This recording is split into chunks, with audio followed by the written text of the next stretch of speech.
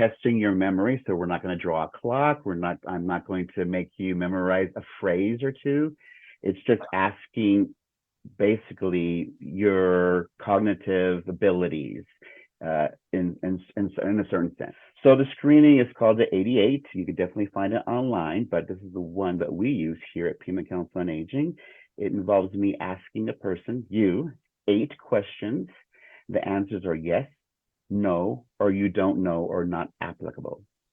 It is not a diagnostic tool. I am not a doctor. I can't diagnose anyone, but it gives me a good sense of where someone's at currently. It does not give me the origin or the cause of the loss, but again, it just gives me a good sense of where someone's at currently in their cognitive journey.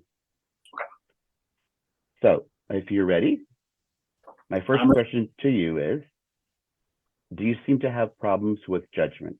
For example, does it take you a long time to make a decision? Have you made possible bad financial decisions in the past? Problems with thinking?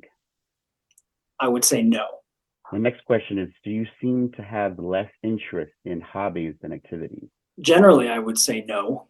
Do you notice, or do your social circle notice, that you repeat the same things over and over, like questions, stories, or statements? I would say no. Do you have trouble learning how to use a tool, appliance, or a gadget? For example, electronic gadgets, a remote control, a smartphone can be confusing. No. Do you forget the correct month or year? Generally, no. Do you have trouble handling complicated financial affairs? For example, balancing your checkbook, paying bills, filing income taxes? No. Do you have trouble remembering appointments? Knowing myself more than I should, but not as a force of habit, I would say not as a problem, no. And then my final question is, do you see problems with your thinking and or memory on a daily basis? I would say no. Typically with the screening, a 2 or above yes answers does give me some type of sense that there might be some memory loss. It could be just normal age-related memory loss. It doesn't again give me the cause, but it does give me again where someone's at currently. Let's say if in maybe like an older version of me came to you and I scored a 3. Okay. I wouldn't score like a person that maybe scores a 5 or a 6. And so by virtue of, that you make that assessment with a number, is it better for me to have gone to see you when I'm scoring a 3 because there's things then I can or my family could do to talk to the people who can help with specific care? Yes, so usually a lower score, there are tips and tricks you can do to improve your memory.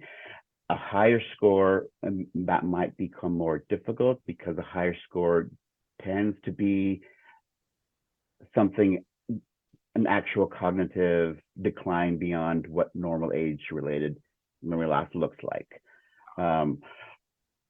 A lower score, definitely I would still provide the same resources and information how to improve memory, how to, if someone's still concerned about their memory loss, a care partner, what can you do to improve memory in their loved one? If you score a little higher, of course, the resource and information might be a little more intense on if they're need neurology services or services beyond what we can do medically. Okay. How, and this might be anecdotal for you. I'm just curious, sort of, the idea is you're in the room and you're getting a sense of the person who you want to assess. How often or important is it that you at least share the assessment with their spouse, their care partner, their child?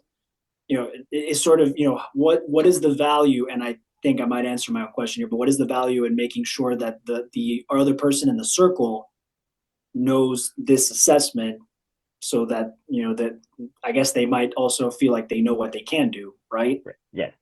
So hopefully this answers your question. So memory loss affects not just the individual, but their entire circle, whether that's your family, your friends. As a social worker, I like to have everyone involved with their loved one that has experiencing memory loss. the more that's on the same page, the more people that are on the same page, the better it is for that individual.